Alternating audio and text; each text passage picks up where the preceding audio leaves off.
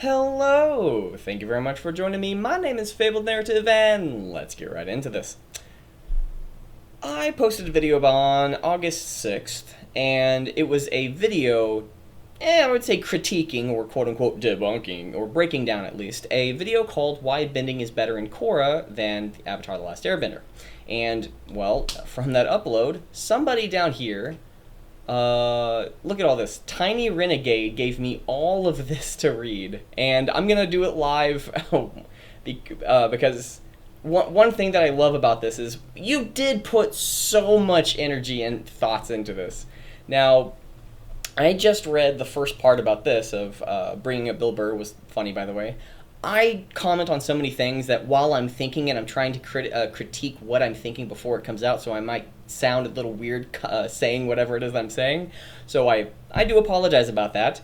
And I don't really remember some of the things that I say. I'd have to rethink about it, and it's more about the critical analysis rather than the memory of whatever it is that I did. There's so much content, so many hours worth of content that I have on my YouTube channel. So one thing that I wanted to post was Tiny Renegade. Thank you very much for giving me all of this, okay? I went through some of it, like benders are not a race, without even reading anything else. Yes, absolutely. And I think there's things that we can actually agree upon on certain things. I don't know if you're correcting me. I don't know if you're trying to give me information. But I highly give you praise and respect because of this. And it doesn't look like you're like, oh, you look such a bitch. I've had some of those comments before. But again, this looks well thought out. This looks amazing. Thank you for your time and attention if you managed to read it to this point without dying of boredom. Well, let's go through it since you... Well, again, I don't... Oh, I'm so interested in what you have to say. This is kind of interesting. So though I won't be able to address your every point because I'll have to rewatch the entire video. If you rewatch the entire video, I applaud you because that's a lot of content to consume. Yeah. So I'll have to be able to rewatch the entire video for that. I'll address things that stuck into my head after the whole thing. Thank you, Tiny Renegade, for watching the entire thing. Thank you. Oh man, that's again. I'm certain you're probably gonna correct me in some areas, which is important. I need to be corrected if I'm wrong. So let's get into this. The comment became too big, so I'll split it part one. First of all, I agree about Kyoshi, and one of the reasons as to why I think Kyoshi is just the worst is, one, she split the mainland, her little town, her little home, away from the mainland because she didn't want to deal with a tyrant who was taking over territory after territory. She just said, she gave the middle finger and just said, fuck off. Like, I'm going to go do my own thing, but I looked really cool doing it. And she didn't really give good advice. She herself is a very militant type of person, and just all these factors in combination don't really work as a good avatar at all. She's not the best. She's not good. Anybody who's idolizing her, I'm questioning your morality. It just happens that Suki is a very cute girl that Sokka loves, and she's really good at what she does, so I tolerate Kyoshi. And if you need more reasons to hate her, she also was the one that created the Dai Li. And I forgot about that in the original series. I forgot about that. I forgot the Dai Li existed. It's not that they existed. I forgot their names. Like, they're a thing? Oh, yeah! Oh, yeah! From, that one quote's from Schoolhouse Rock, where it's like, I'm just a bill. Oh yes, I'm just a villain, and I'm standing out here in Capitol Hill. Oh yeah! That's funny. Okay, now about technology, and that's something that I have been harping on. So even though I completely understand why it's off-putting for many people, it's not unrealistic. And here's why. One, I will, again, it's let me hold my thoughts before we continue. You said a few times that the level of technology between the shows jumped over a few centuries. Kuvir's giant mech we'll discuss a bit later, and that in Avatar The Last Airbender, it was more or less 14th century. Oh, okay. I actually was saying it was around the 14th century, so it's really cool that you think that as well. And in Legend of Korra, it's 19th century. Yeah, I'd agree with that one, which is pretty far from truth. Okay, so I was wrong. You got my hopes up, kid. The level of technology in the Avatar The Last Airbender, which is something people tend to forget, is that to discuss the topic, was pretty high already. They have huge factories and one thing that I will address is that there were huge factories, but they were primarily for war. And if any of the huge factories, I want to know what type of mechanisms that were there. So, no, you're correct on that. I just don't think it was as widespread like a military technology once it's developed, and then how quickly does it spread out. So, that's one of the... No, I think you're correct on that. I'm trying to think away this... try to justify my own thoughts here. I'm trying to think it through. Yeah, you're right on that one. Let me keep reading. It's like I want to criticize it, I want to critique it, I want to think about it, I want to expand it. But let's continue. The level of technology in Avatar: The Last Airbender, which is something that people tend to forget. They have huge factories, a mechanism that lifts a humongous chain across the bay to the Fire Nation capital. Tanks that are more advanced than most of the world's tanks: tractors, submarines, trains, huge metal blimps, steamboats, jet skis, and gigantic freaking drill. Yes, I forgot it. Yes. Yes. Okay. Which was not in the slightest more realistic than Kuvira's mech. I would disagree, but I know what you might mean from that. I'm going through the entire series of Avatar Korra, and I'm going to be going through from episode to episode to episode. And if anything, it's about the just technology itself, and I just had the biggest problem. One of the things I think is just that they jumped too quickly to having the type of I guess widespread technology. I think hopefully that makes sense. Is that because of how widespread the technology was, or even the world in which we were living in, because the majority of the majority of season 1 was just in Republic City. And because we got to go from town to town to town to town, we got to see multiple ways in how one place was utilizing technology, another place was utilizing technology, if there was any at all. So we got to see a variety of things happen, but we got jumped like right into... I guess this is a way of looking at it. We jumped ourselves into steampunk territory, where it's just everything's everywhere. Where it would be, or Samurai Jack. It's like there were some areas that were kind of like peaceful and quiet, content, little townsfolk, people literally on the sides of the street. There were some wealthy people, but they didn't really have any, a phone. But then we jumped into a Samurai Jack type of world where it's just there's technology, there's just an advanced civilization all around us in the first season. And again, I'm not against that. I think it actually goes with the development of technology and how it's growing, and even each and every single bender can actually do certain things that they can have their own technology that's actually more advanced, maybe a little quirkier, like having their own electric trains without electricity, or developing how it actually functions, because you can have those electric train cars that are in the middle of the city, like in San Francisco, with the electric wire that's hitting the electricity that's the wires that are connected to the top line wires and on a railroad system, and it's actually all being functioned by somebody on the train itself that's actually shooting the electric, or maybe they're developing the factory. It's just too much for me too quickly. I'm not against it. It's just too much too quickly. That's the biggest disconnect that I have. So they have huge factories, mechanisms, Kuvira's mech. Now, Kuvira's mech, that's a big thing. Kuvira's mech. I think it's not out of the realm of possibility after they develop the technology. It's just that it is what it goes too quick in like 4 years. I don't even think it's 4 years, but it's just so much. I'm not against it. Again, in like 70 years in the next Avatar, that might be of like a possibility, maybe. But maybe like those little smaller mechas that we get to see that have those, I think the nuclear reactor or something that's inside of them, little small Iron Mans. I think that's something that maybe should have been presented much later in the series, and then you can introduce... Yeah, okay. I think I'm just reiterating the same point over and over in different ways. Let's just move on. That is nothing even close to the 14th century.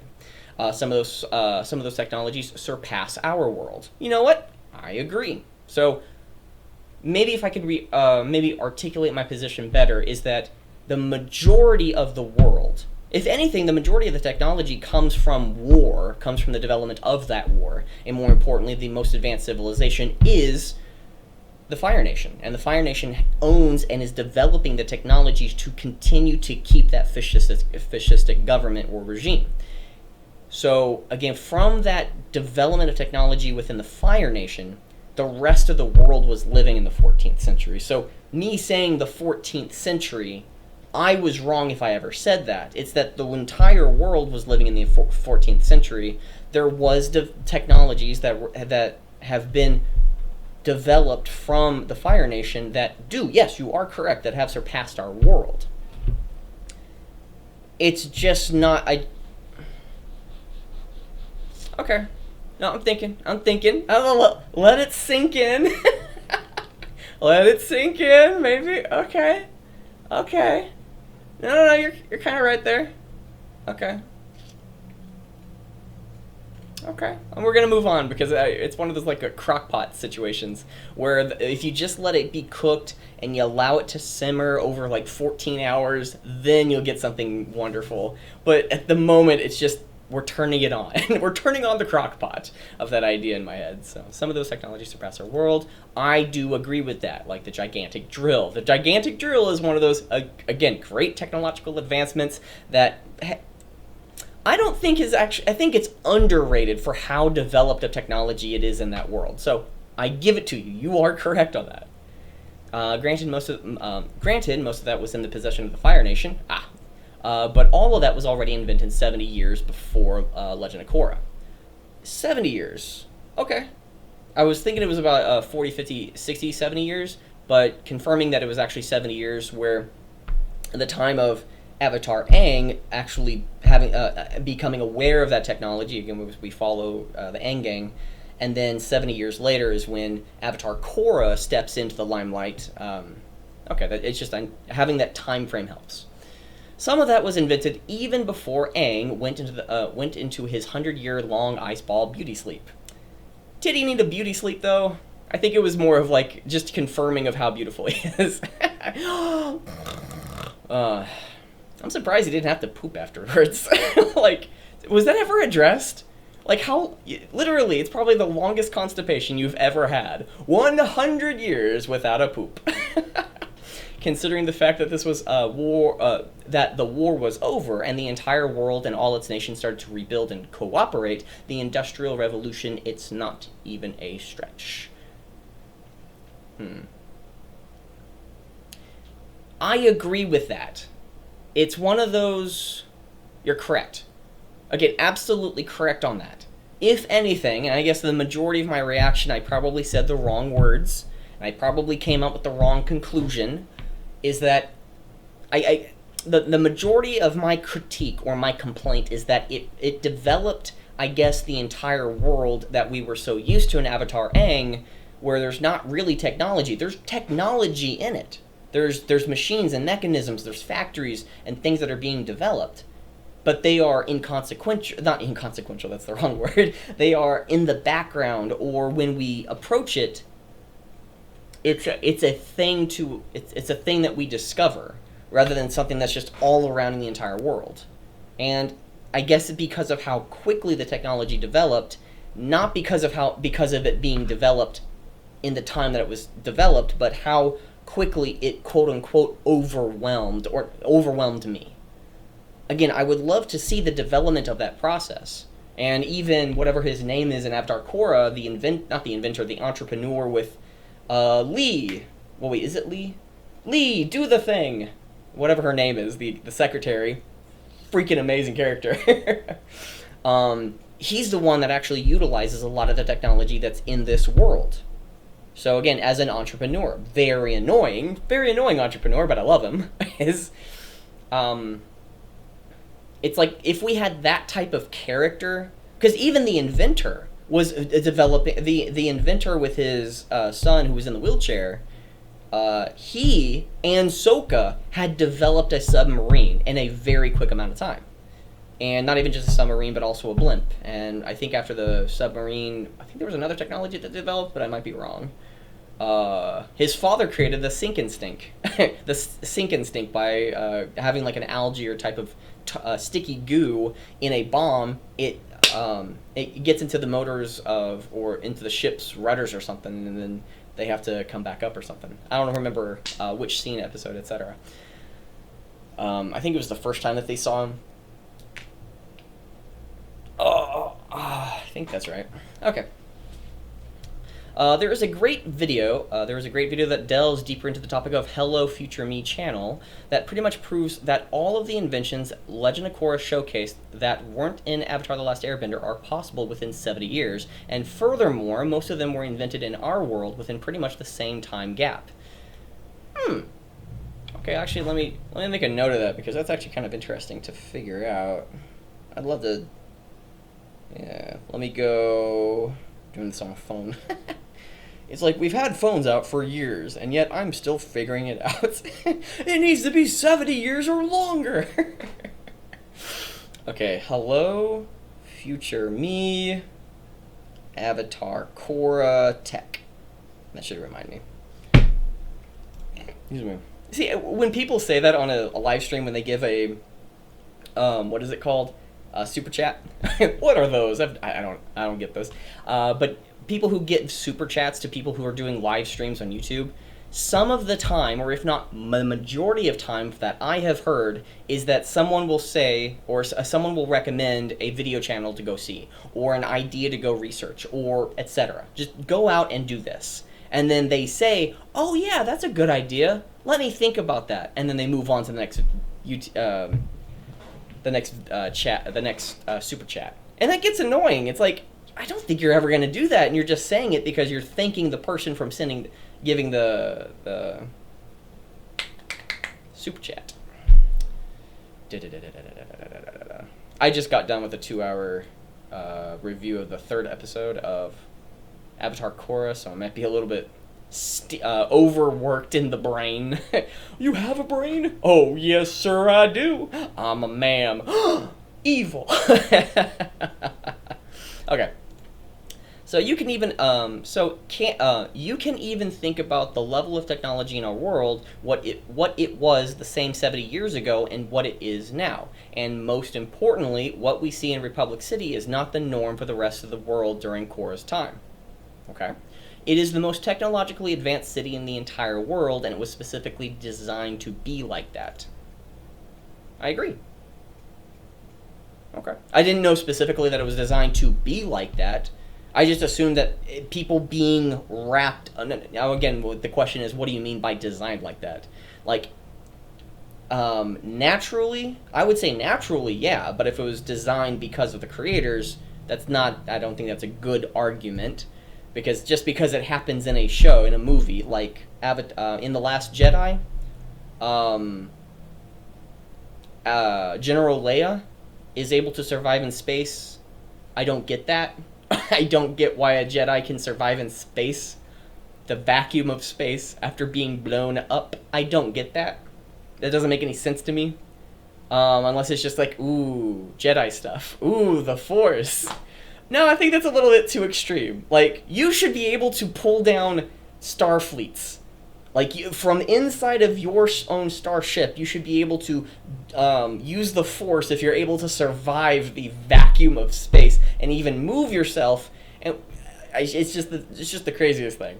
Just because somebody created it, just because it's quote unquote canon, just because it happened, I don't think is a good reason to argue that it's good. But if it's naturally designed like that from inside, like, hey, let's have a place where people can come to and they can be free to do whatever they want, and then that, again, through capitalism, just naturally progressing through the technology of the technological development just is more rapidly developing than the 100 years of fascism that they've been living under. So, again, there's a whole bunch of people that can be developing this tech, developing new ideas, etc., and practicing them without having a fascistic regime trying to silence them and getting in line. So I think... Yes, I absolutely agree with that one. Now about Kuvira's tech. Uh-oh.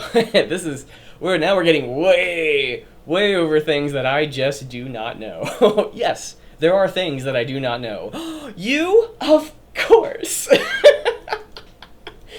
Oh man, it's amazing. Okay, so now about Kavira's tech. Yes, they pushed it a little too far with it. And again, it's one of those things of I think they could have done it. I just think that it happened too quickly. That's the thing. It's yeah. I don't mind the push. It's if anything, bending an element is rather a radical claim for someone to do. How can that happen? Magic or spirits or something. I don't know. It's never really explained in Avatar: The Last Airbender. It's just you can do it. So I don't mind that it's like somebody does it, like the gigantic drill. I never questioned it. It's just there was nothing established to contradict it or to even challenge it. That's kind of like where I'm coming from, at least from if you can if hopefully that can be translated into something understandable. Yes, they pushed it a little too far, but but there is still nothing too crazy about it. There were mechs in the first season of the show. Again, it's one of those the mechs themselves. I'd probably have to go watch the video, so I don't know the context as to how that can actually happen. I don't mind that it happens. I just think that we go from The Last Airbender to an entire city with developed technology is just a little too radical for me. I think in another Avatar series, or maybe if we saw Aang and then saw some, again, that transitional period of seeing more developed technology coming to the forefront, I'd be much more on board. But it looked like it was just, they were getting into the Renaissance, and because they were getting into the Renaissance, I didn't expect, and more importantly, I think it kind of undercut some of the, like, where it possibly could have been. They just kind of ramped it up. And that ramp up is a little bit of an issue. I think that that's where it would naturally go in the show. I hope that makes sense. So there were mechs in the first season of the show. They were modified during the show to become what they were in the final season, and Kuvira built a huge one. Yes, again, if it's been established, then you can actually use it. For example, Combustion Man, or Sparky Boom Man. Him existing, there was no explanation as to why he existed. But then they created a second one, Sparky Boom Girl. Wait, Sparky Boom Man. Sparky Boom Woman. And I don't remember why or how she actually started being able to bend combustion. But it's one of those things that because it's already been established, then you can actually go with it. If there's already technology in the show in the first series, then you can actually have technology that's even more advanced in the second series. Yes, yes, you can.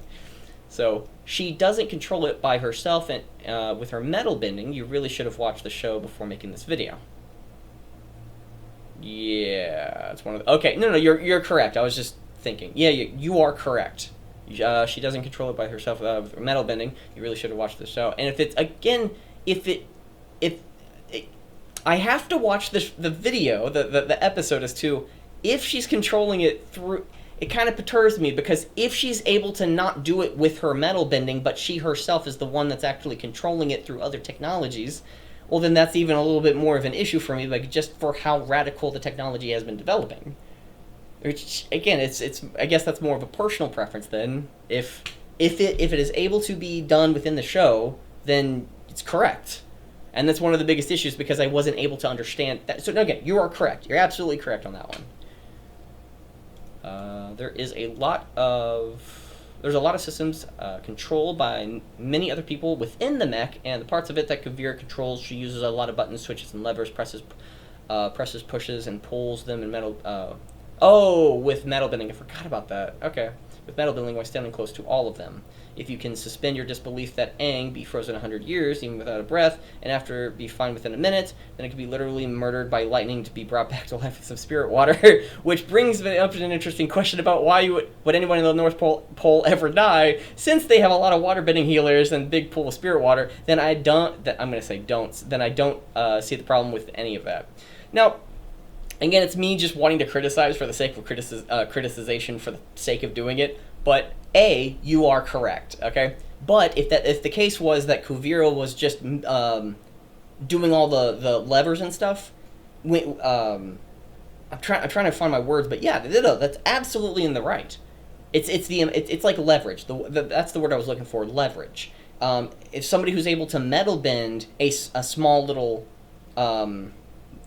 something on top of a board that has a pivot to push over a rock, and that rock is then going to go down and then go down a hill or something. Again, you can a little bit of bending you can leverage using mechanisms to do a lot more.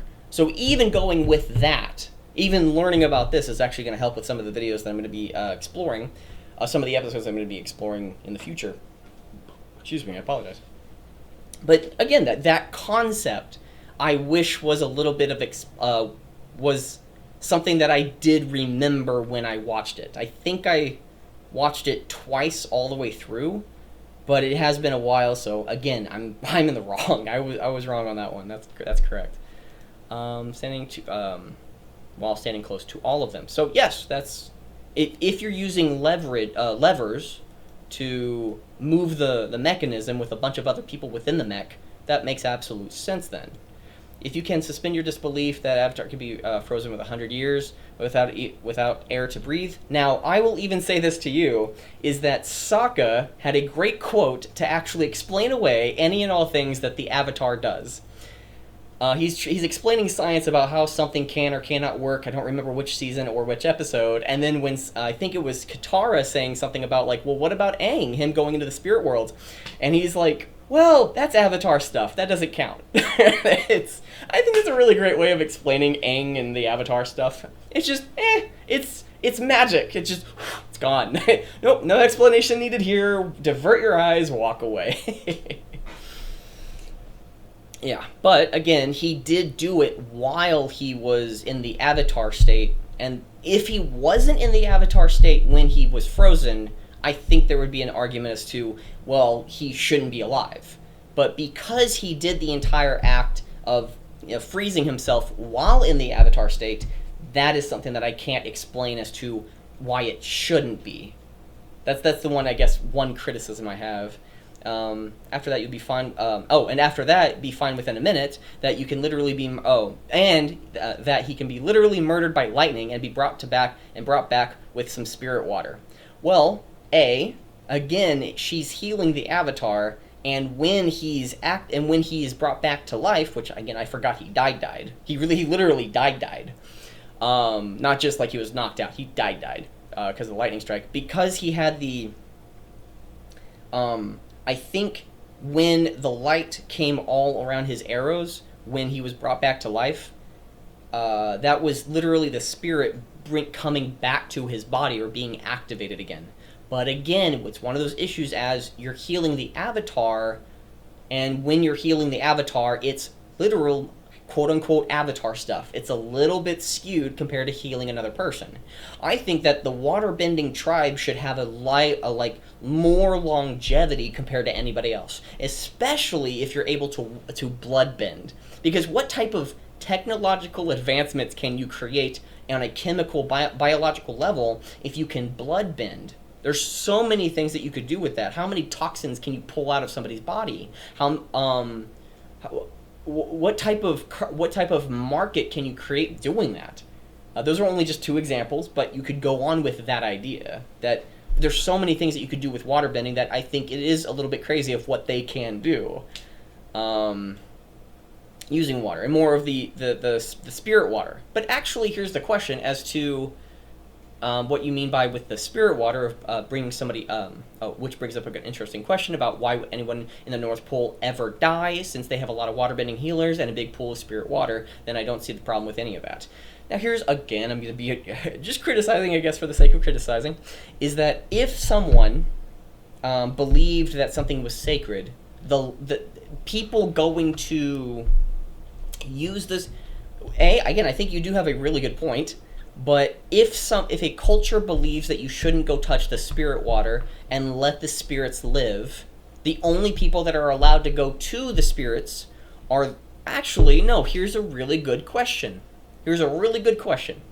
If someone was, no, you have a point, but I'm also rethinking the question. The Princess Yue, the princess with the white hair in the North Pole, her father brought the baby to the spirit to ask or to please save her, or did he just dip her in the water and the spirits brought her to life? That one of the spirits gave one of the yin and yangs, I think it was the white one, gave their spirit some of their energy to Princess Yue, and because of that, there I think is a difference between dying naturally of old age versus dying of an unknown cause at an earlier age. Because maybe the spirits would have never given more life to an old person, because the natural cycle of a human is from birth to death, having that life cycle in between. So maybe the spirits choose not to heal any person that is of age, of that age of old enough to die naturally, because that natural process, maybe the spirits actually are aware of that. So I push back on that, of whether or not, just because of whether or not any and all waterbenders, or how many waterbenders the water tribe, the North Water tribe, nobody dying. I disagree with that. So, benders are not a race. Yes, if I said that, I was wrong, but I don't think I said that. And not including non-benders into air nomads is not racist. Oh, okay. I think I remember what I said. Again, I don't remember what I said specifically, but at least to address what I think right now, at least. It's not that benders are racist, and if you don't include non-benders, it's racist. What I meant by, or hopefully what I said, is that within a culture, let's just say China. Okay, just as an example, we could go with any particular nation. We could go with America, the United States. We could go with Kenya. We could go with Jamaica. We could go with Japan. We can go with Korea. We could go with any culture. Those are the ones that came to the top of my head. We could go with any culture, but let's go with Korea. No, China. Let's go with China. It's big. That's the only reason it's big. Within China, are you Chinese? Like, there are plenty of people I've been in the military. By being in the military, there are some stories that people share because of the bases that they go to. It's not specifically China, but in Korea, in South Korea, there is a little bit of racism. In Japan, there's a little bit of racism. Meaning that if an American comes to live, and I have my father's childhood friend's daughter lives in Japan. I think it's Japan or Korea. I'm trying to remember which one it was. And she was working there. And she's had, I think it was her. If not, I'm mixing up two people.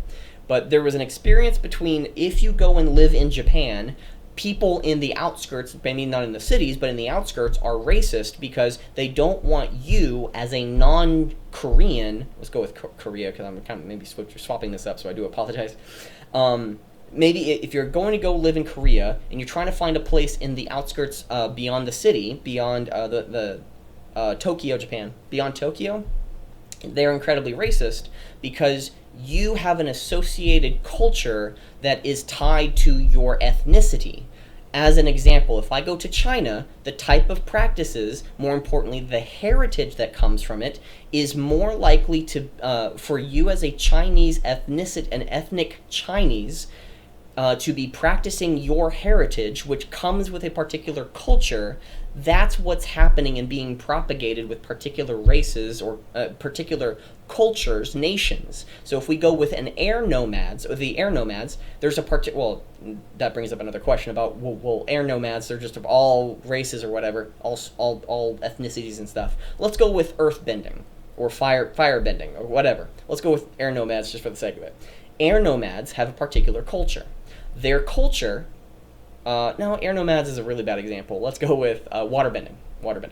So waterbenders are from either the north or the south. There's no other place in which they hail from, and because of the ethnicity that they have, because of the genetics that they keep on breeding with one another, the heritage that they come from, having the traditions that they have, practicing a particular culture because you are in the area within the nation, that everybody starts to breed with one another, that everything starts to blend, and that your ethnicity is tied to your heritage. Now, as for an example, if somebody in Korea comes to America, there's only a few things that you have to practice. That America was built upon a creed that, regardless of whatever your ethnicity or any immutable characteristics like where you were born, you can't change that. What sex that you have, you cannot change. What ethnicity you have, you cannot change that. And because of those immutable characteristics that America was built upon, regardless of whether or not it was practiced, that the ideas that what matters most are the values, the ideas, the justifications, reasoning, that everything that goes beyond an immutable characteristic.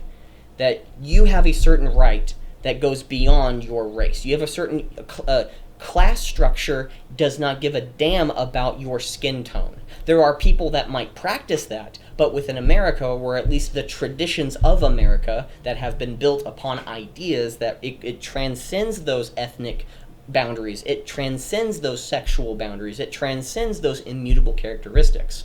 So within the culture of, again, it's a long explanation to try to really hone in on the point of what I was trying to explain, that when it comes into within the Avatar universe, is that at least before Korra, there has been a strong notion, not that you have to practice it because, if you are an earthbender, you don't have to practice earthbending, but who are you more likely to associate and relate with?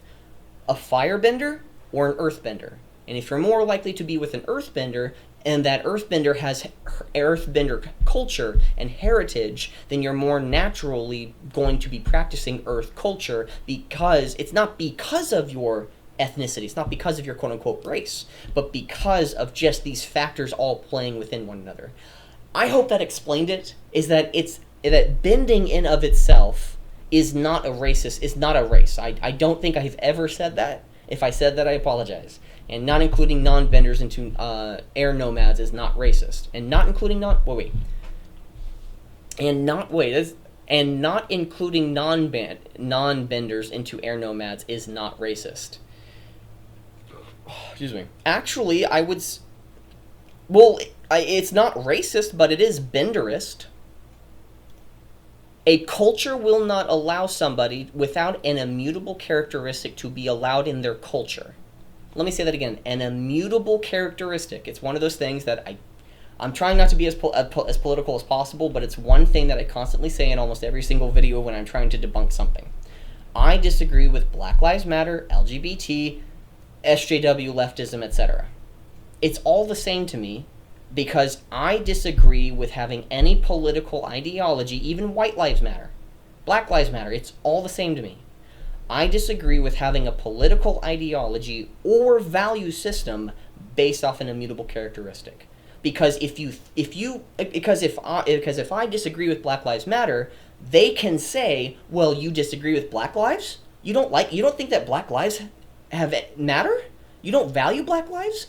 No, I just disagree with burning down a government building.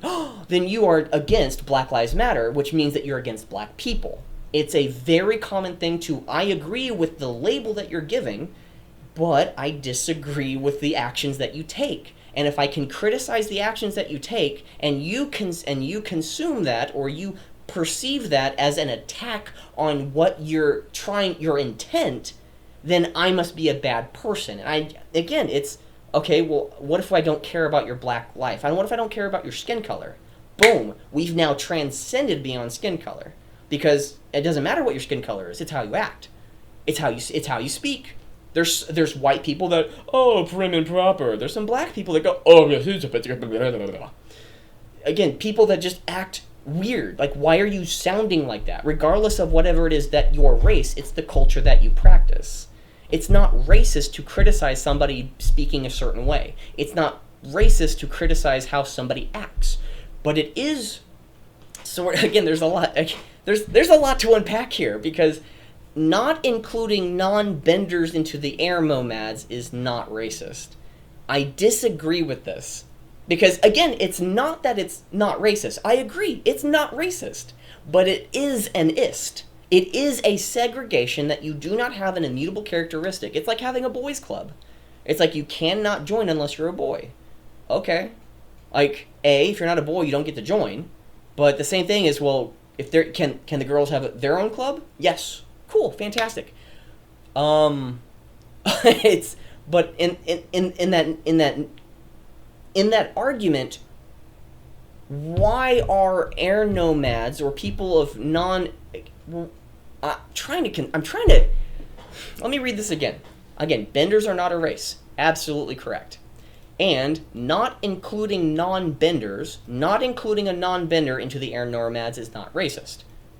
I agree it's not racist, but you're still segregating somebody because of an immutable characteristic that they were not born with. So again, the question is, why does anybody not, like, why it's like My Hero Academia? They have quirk marriages where if you have a strong quirk and the other person has a strong quirk, or you just have both quirks, that your child may have a very strong quirk that combines the two or has a mutation and develops something that's even greater. It could be something that's worse, but something that could be more interesting, better, something that's more powerful. So there were quirk marriages within My Hero Academia. The same thing can happen within this world. From what I understand, again, you don't see an airbender being popped out of somebody's womb in any other nation than the bending that they can do within the nation that they have. That probably was a little puzzling. Air nomads create airbenders because I think it's genetics, because I don't see any other place in the entire world where air bending is not even just allowed or permitted, but is existent. I don't see that. It seems as though, and even Mako and Bolin in the new Korra series, because of what they are, because of Bolin being an earthbender and Mako being a firebender, it presumes that one of their, like either the mother or the father, was either a firebender and the other an earthbender. Because Bolin, and when he was facing the Red Lotus, if I remember correctly, he was facing the lava bender or magma bender, and he was able to bend that exact same element or particular I'm going to go with element, and that would make more sense genetically because the mother and the father were fire and earth, and if you combine them together, magma. That makes sense. So again, it's genetic that it's okay. I think I've probably smushed this into oblivion of how. Just move on to the next one. There are benders and non-benders of every race, yes, and none of the new air nomads are actually from Aang's and Tenzin's race. Okay, but that leaves, I'm going by sentence. That brings up multiple questions as to what happens with the other benders in other nations, as to if it's specifically air. If it's air specific as to why of their specific ethnicity, then that brings up another question I don't have an answer to. Most of them are from the Earth Kingdom. That is, if we consider air nomads, water tribes, Earth Kingdom, and Fire Nation as 4 different races, which they are. Okay. So Aang. I don't get the word race. I don't like using the word race. I think we're all of one race. I don't like that language. I don't think it's correct to say that because if I think the definition, let me look it up because I want to be as correct as possible. It doesn't mean I'm going to be. I'm correct. What makes you correct? I want to be. Because I am. Because I think I am. So I'm going to do race, define. Again, some of the dictionary has actually been changed. If you look up the word homosexual, some of those words are actually, well, it's offensive. Literally, the dictionary is saying using the word sexuality is offensive in the definition. It's so fucked up, man. Oh, race is an act of running. That's not what I meant. Okay, a group of people identified as distinct from other groups because of supposed physical or genetic traits shared by that group. For example, my family and your family, regardless of whatever your skin color is, from that definition are different races. So the term whites and blacks or whatever, or different countries being of a different race, yes, and there's like multiple races within inside each family because each family structure is a little bit different than another structure. It's quite interesting. It's one of those things of like, well, how do we get rid of racism? Well, we remove the concept of race. It doesn't matter what your ethnicity is from wherever you hail from. How do we remove racism? Remove race as a concept. How do we remove sexism? Well, remove sex as a concept. I'm going to treat you as an individual, not of you are all you men or all you women. It's like, whoa. Focus me on an individual first. It's not that we shouldn't focus on it. I'm getting a little too political, but it's okay. I'll hold back. I'll hold back most of my thoughts on that one. Most of them are from the Earth Kingdom, which again I don't see where this was justified within the show. And if it was justified within some of the comics or other explanations other than the series, that's something that I kind of have an issue with.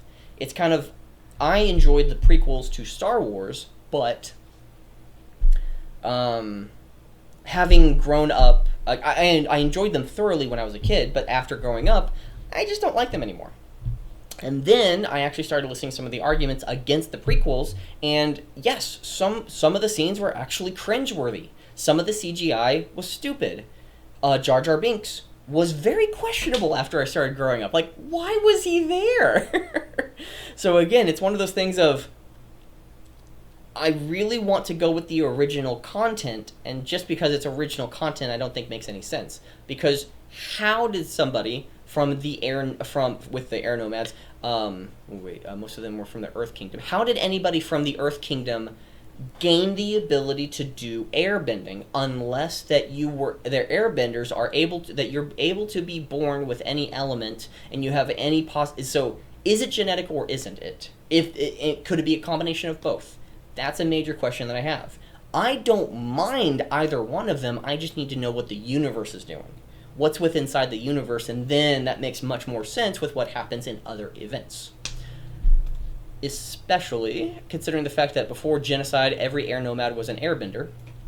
Oh, every airbender? Oh, I thought it was just the majority of them were. Okay, I thought there were a few that weren't. Okay, especially considering the fact that before the genocide, every air nomad was an airbender, and so to be an air nomad, you had to be an airbender. Okay, but the question is, can airbending be born from any particular nation? Or is it specifically from the air nomads? And I don't think that's correct. Just going by the show. I want to see some evidence on that one. So I'm not holding my tongue, I'm holding my change button before I even consider anything to be different than what I think, because I'm going by the show rather than any other content that's beyond it, unless it was mentioned in the show. So furthermore, there are non-benders who are included in the new airbenders culture. There are air acolytes, which again, that was from the comics. I do remember like a little comic strip of that one, that there are air acolytes. Furthermore, non-benders who are included in the new benders culture, and to be part of the new benders culture, the North and South Pole I think were released in the second season. It might be the second season, and from that activity, all the spirits were released, and a bunch of people gained the ability to do air bending. But that in of itself doesn't explain how airbenders came to before, unless they were explained in the comic books, which again doesn't make any... Again, there's a lot of, I think, contradicting factors here. We'd have to take our time, have to take our time. It isn't something that we just have a conversation over. We'd have to have 10 or 20,000 conversations just to get it what do you mean exactly? Tenzin's wife, absolutely correct. And where does Tenzin's wife hail from? That's one question that I had in one of the episodes, is when, again, we don't, that's actually the same thing, Tenzin's wife. What's her name? I looked it up, it was Pema, during one of the episodes that I was reacting or breaking down. Her name's Pema. I thought that was a nickname. No, that's her full name. Pema. What a weird name to have. Oh, what a wonderful Pema. What's a Pema? Pema. Pema. Can you go with like Pam?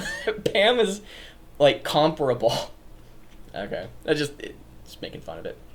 And people who live in all 4 air temples and watch for them and for air bison. The air bison, man.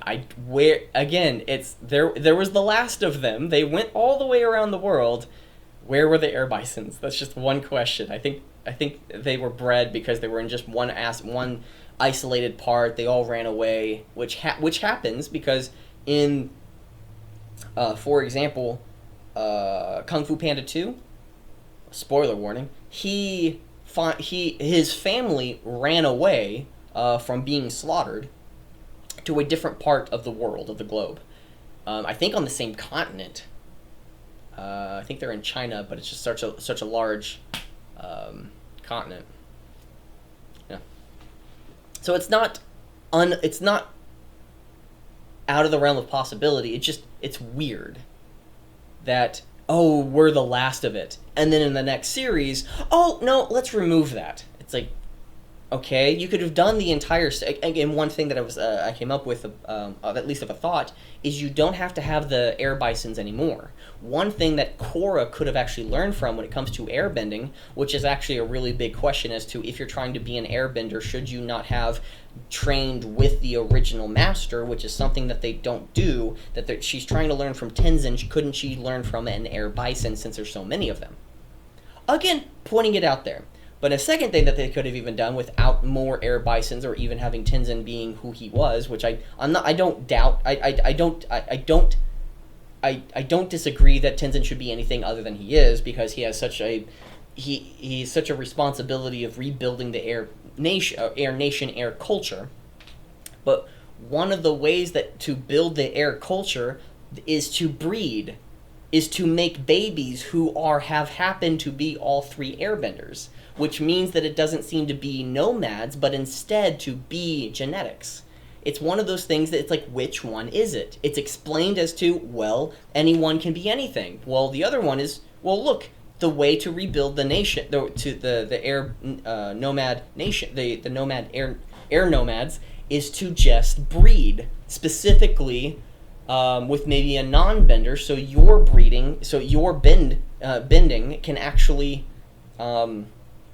overlay, neutralize, like a non-bender is a neutral, and then your bending is a positive, so what comes out is a positive, whatever your bending is.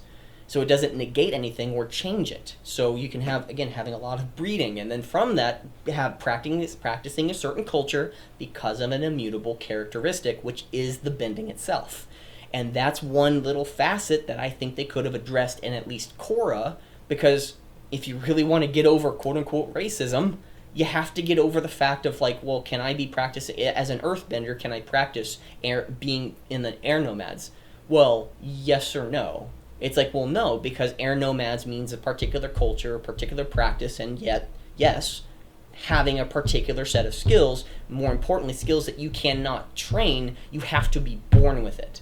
You have to be born of a certain brevity to actually be practicing a certain culture, which is something that has practiced in the real world. If you're Chinese, with Chinese families, there is some level of an expectation that you practice Chinese culture. If you're Irish and you're living in Ireland, there's some level of expectation, not because of any other practice than, hey, there's a heritage that you came from, practice it, feel it, enjoy it, be thankful for it, and honor it. Therefore, by practicing it, you repeat it, you extend that culture down through your lineage, and it's just one of those things of, well, you are of a certain race, quote unquote, therefore you must be practicing certain things. That's what happens within these nations. It seems like I don't think that it has I don't think it has anything to do with you just can choose to be part of the culture. You are a part of that culture from whatever immutable characteristic that you have, just naturally being associated with other people who have that particular immutable characteristic, and they practice a particular culture because birds of a feather flock together. That's just the very simple nature of life. So, okay, now to the... Man, this is getting a lot longer than I expected. I thought I was just going to read this, but you know what? I'm not surprised. We're even in just the first part. We're not even part 2 yet. I'm probably going to make this into 2 parts. Wow, that is insane. Okay. Now to the bending part. Okay. About everyone can metal bend. Everyone can blood bend. Everyone can lightning bend. Everyone is special, so no one is special stuff.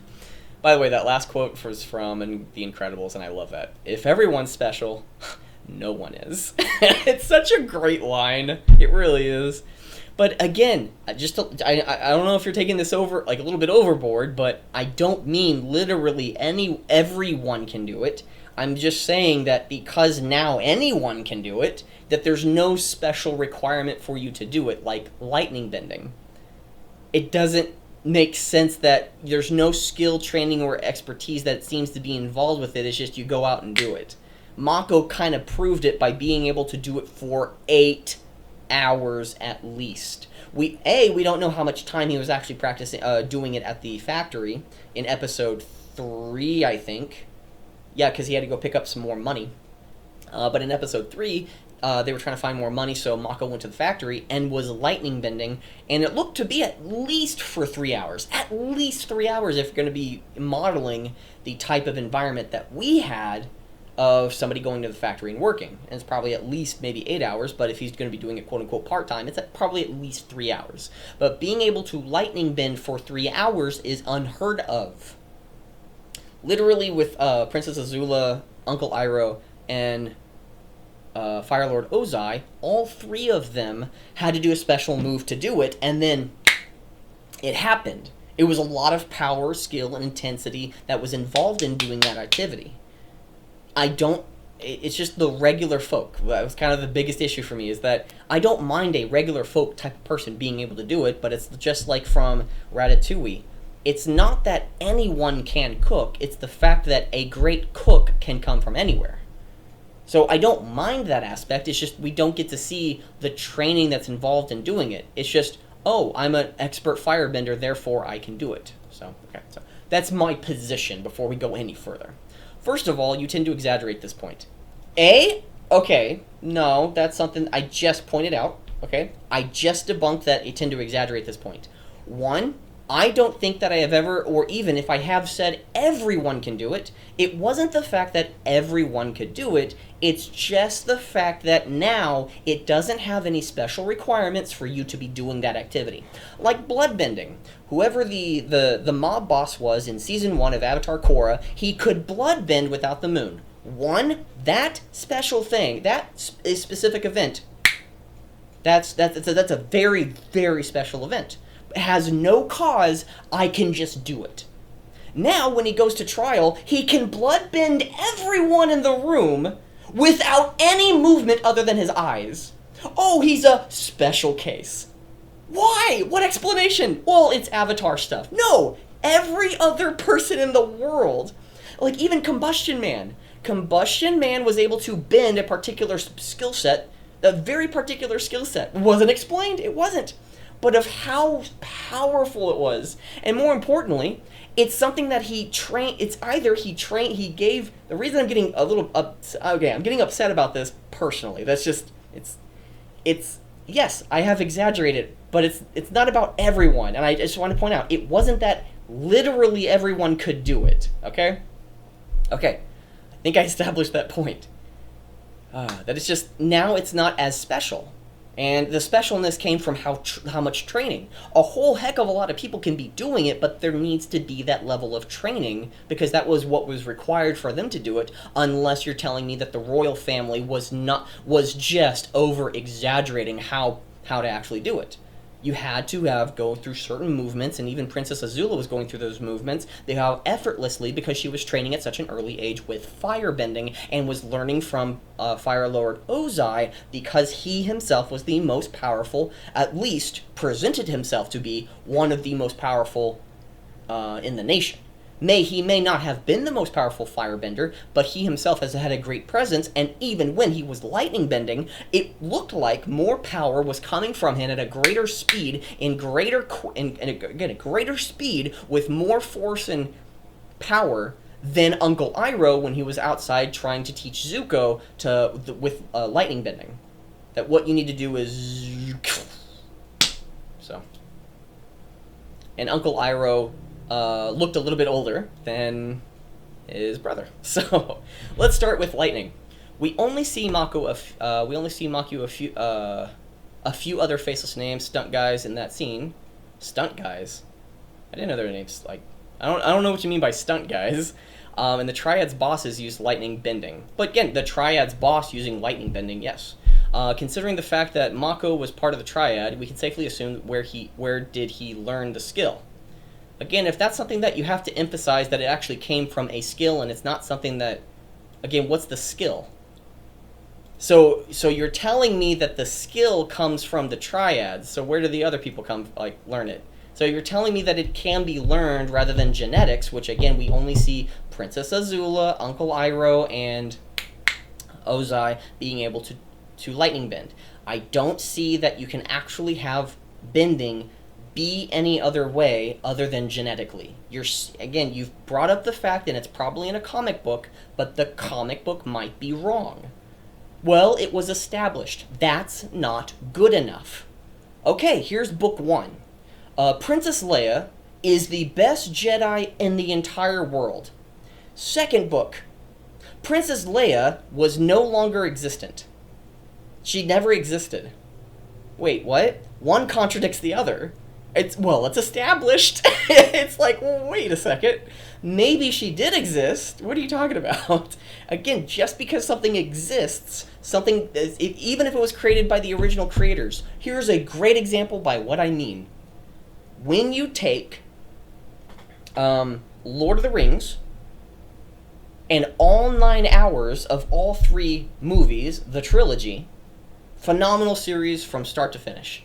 And then you have an oversaturation of CGI and a little bit of a mocking of Lord of the Rings, changing some of the characters to make them like all the dwarves, all 7 dwarves or whatever they were, maybe 8 or 9 of the dwarves in the Hobbit trilogy. They all look like humans. They don't look like dwarves. So it's one of those things of, well, let's retcon the entire species, the entire race of dwarves to make them look more human. But they're not, they're just little humans. They're not dwarves specifically, whatever a dwarf is.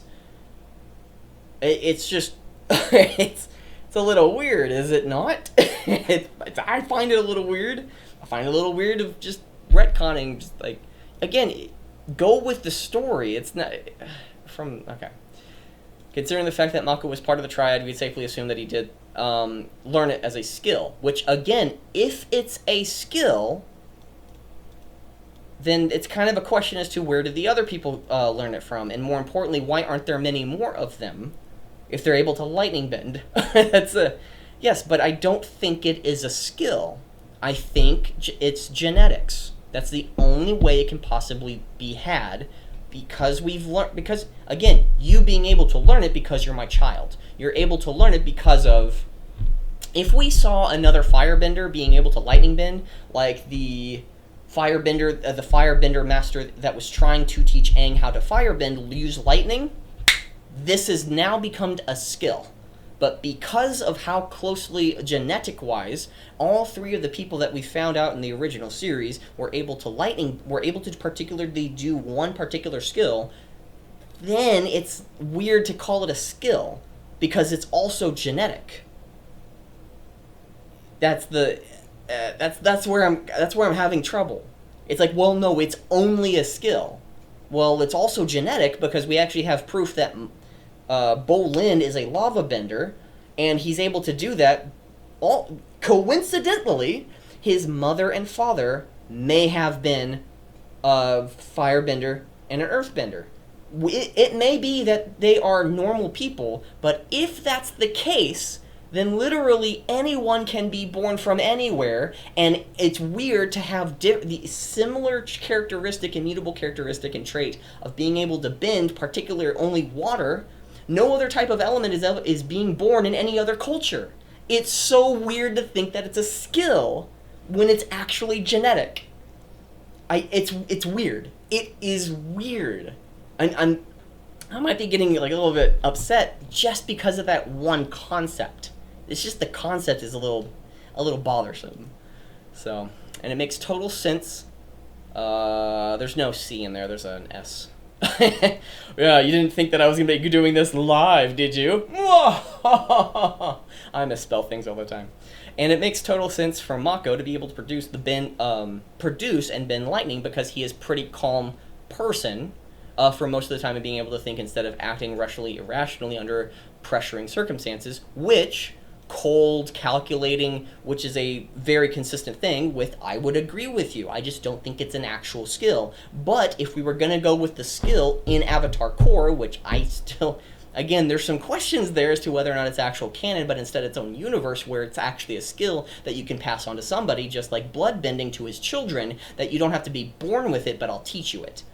Blood bending without the moon. Which makes, again, anyone can just blood bend.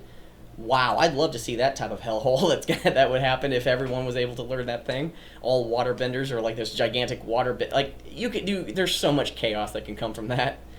Wow. It makes total sense that Mako produced a pretty calm person. Yes, his personality, again, being pretty calm person, not being irrational, because I would say that, no. Well, here's a question. Because if it requires somebody to be pretty calm to produce the lightning, Azula in the last Agni Kai was insane and out of her rocker.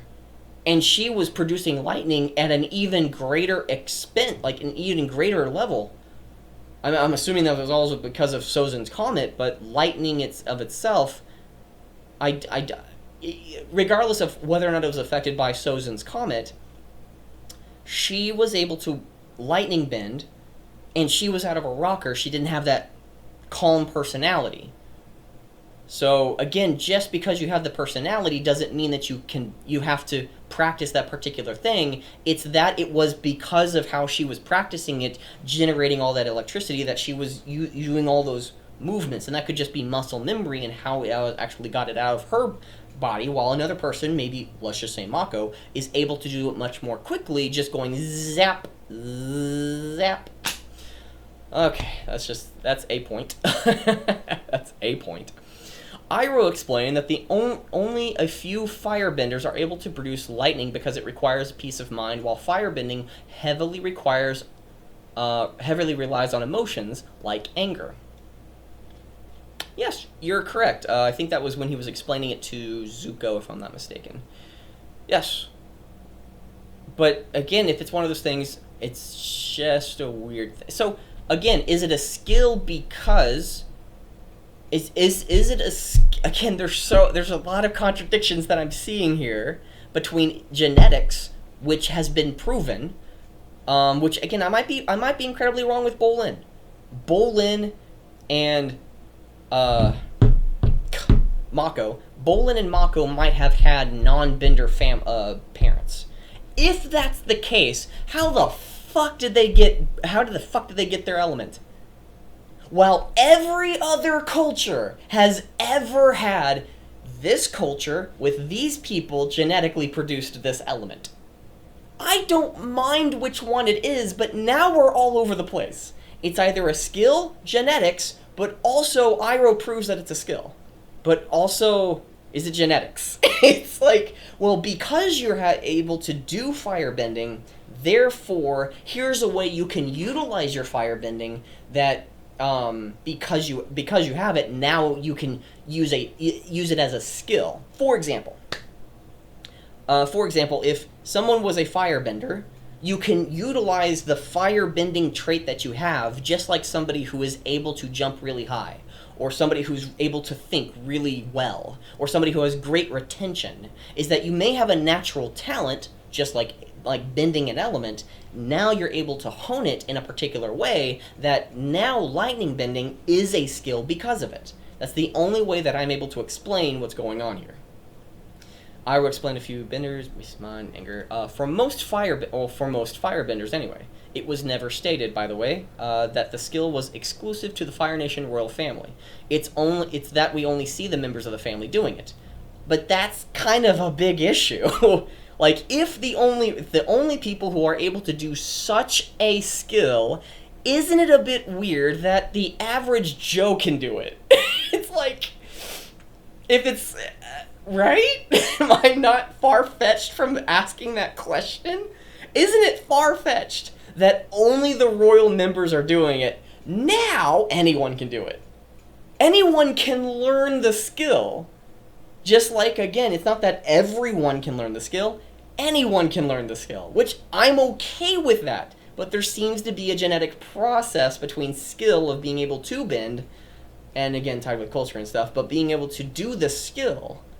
But the skill itself doesn't seem to be... I don't know. Again, it's a weird... It's like, shut up, guy. I'm trying. I don't know. I don't wanna. Oh, I might just be blowing steam out of my butt. That's the only place that this can come from. Steam out of the butt. That would hurt. That would require medical attention. And a lot of it. Okay. It makes sense for those characters to be able to do it. Why? Okay, we rarely see Ozai being emotional. He is pretty calm. And he's probably sociopathic as Azula. Correct. Agreed. And Iroh, excuse me. Iroh, well, is Iroh. I agree with that. And I'm certain that he was one of the people that maybe here's the kind of the case is that when did he start learning how to lightning bend? Because if it required years of experience, why is he at that age being able to do it at such an... It's just a question. It's just a weird question that I have. It just feels a little far-fetched. It's not that I don't want to see it. It doesn't make sense within the universe. Or it's like 1 + 1 = 2, 2 + 2 equals, and I'm being told it's like 5. It's like, that doesn't make any sense. Or if you did like 2 + 3 = 5, or a better way of putting it is like 2 + blank = 5. And I'm going to say, look, 2 + blank = 5, well, that has to be 3. While somebody tells me, well, can it not be this equation that equals 3, and then you plug and chug? And my question is, why don't you just use 3? Well, that's kind of what's happening here. I'm thinking it's like this way, and I'm being told it's a different way, but there may be both correct. Or one could be better, more correct than the other, but... So, pretty calm and cool person. Agreed. And we know nothing about those few guys from the Bending of the Lightning and the Mako in that scene to assume that they don't fit the requirements to be able to do it. Wait, they don't fit the requirements to be able to lightning bend, but they are able to lightning bend. I don't get that. That doesn't make any sense to me. I might be not understanding what you mean by that, and they're able to lightning bend because they are lightning bending, unless they don't fit under the not being emotional while doing it. They might just be very stable people, right? That's just my assumption there. Firebending is something we are born with. Firebending is something you are born with. Lightning bending is a skill you can learn. Hey! Holy crap, okay? That's pretty awesome. Because I think I went on a tirade trying to explain that, or at least trying to process that. So, I agree with that. So again, firebending is something of an immutable characteristic or trait that you are born with, and then from that, from the talent that you have, that thing that you were born with, and that used to not be what the definition of what talent is, but in today's world, talent means that's something that you are really good at, an immutable characteristic you just happen to have, and then being able to hone it and being able to be skillful with it. So I agree with that. And just like any skill, the more you use it, the lesser effort it requires. Oh, absolutely correct. So, not even Zuko. I didn't know Zuko was actually able to bend lightning. Did he? Maybe it was in Season 3 that it was actually able to bend lightning? No, I don't think he ever bent lightning. No! Again, unless you're talking about, like, the comics or something. It's just, from the original series, I don't think that he's ever able to bend lightning. Yeah. And more importantly, lesser effort, I think Azula, not even during the last Agni Kai, but during her first, the first time we got to see her on the boat headed towards trying to get the traitorous Uncle Iroh and, what's the name? Banished Prince, that's the word, banished Prince Zuko, is that we get to see her on the boat with the two twins, elderly twins, watching her practicing lightning bending, and she's doing it what seems to be effortless, but she's still practicing. And when you do it over and over and over, you can just do it. So, again, it's just, yeah. But during the last Agni Kai, Azula was far from peaceful and minded as she gets. Yeah, that's the same example that I gave. Oh, man. Okay, man, I might disagree with you, but, man, I respect the hell out of you. Oh, that's pretty awesome. Okay, and she was still able to use it, even spam it. Yeah, she was kind of nuts. She was crazy. I'll give you a like and a thumbs up. Probably in the other reverse order. Okay, and the other one's pretty long, if not longer. Oh, wait, what word was that? Oh, I saw the word shit. So I was like, oh, you said a potty. Well, I guess I said it. So I'm very curious about what this is all entailing. But I'll probably do a different video about this and then post it the next day after, because I'm... What time is it? Oh my goodness. It is later than I thought it would be, but I still have time to do another one. So I'm going to pause it right there. Again, Tiny Renegade, I might disagree with you on certain things, but you are definitely not dumb. I think you are an incredibly, not wise, but intelligent. You're stupid. Oh, I didn't mean like you're not wise. It's just like I think you're incredibly well versed. Like, what's the word? Well, look at all this. Like, justification isn't just pulling it out of your butt. You actually have a lot of evidence in here. I would think of justification for why you think it is that you think. I just think that, again, when it comes to something that you were born with, like the bending itself, and then saying that there were air nomads that were born from other cultures, I don't get how air is able to, like, I don't get that. Because if there were air nomads that were born from other places throughout the other nations, and they wiped out the air nomad civilizations, should there not be a few secret airbenders that were still being born? Which that kind of that throws everything of air nomads being born from other nations right under the bus, or it throws it right down the toilet. Because if you have air nomads that were cold, literally went out and killed anyone who was an airbender, the airbenders, if they were wiped out, there should still be a few secret airbenders. They just don't show themselves to be bending. But when the Fire Nation and the war ceased, there should still be maybe a few airbenders out there, or maybe like that's something that would make a lot of sense if they came from different nations, which it doesn't seem to be a thing. That's okay, hopefully that makes sense. So, we'll end it right there. Thank you very much for being a part of this. Thank you very much for watching all the way through. Please post your comments, questions, and concerns right down below, because I want to hear from you, just like Tiny Renegade. And please smash that like and subscribe button, because that would greatly help this channel out. And most importantly, go out and do wonders. Thank you very much for being a part of this, and I'll see you next time. Beep.